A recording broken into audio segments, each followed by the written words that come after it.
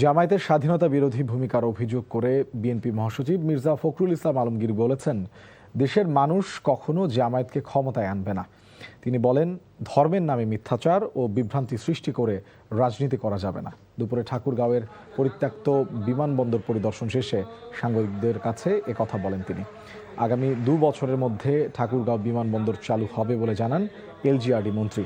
ফখরুল বলেন, প্রতিশ্রুতি বাস্তবায়নে ফ্যামিলি কার্ড, কৃষক কার্ড, খাল খনন সহ উন্নয়নমূলক কাজ শুরু করেছেন প্রধানমন্ত্রী তারেক রহমান। এ সময় বেসামরিক বিমান পরিবহন ও পর্যটন মন্ত্রী আফরোজা খানম রীতা সহ অন্যরা উপস্থিত ছিলেন। এর আগে সৈয়দপুর বিমানবন্দর পরিদর্শন করেন মন্ত্রী।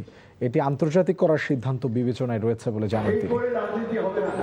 জনগণের ভালোবাসা পেতে হলে সত্য কথা বলে জনগণকে ভালোবেসে নিতে হবে। এই দেশের মানুষ জামাতকে ক্ষমতায় আনবে, খুব পরিষ্কার কথা।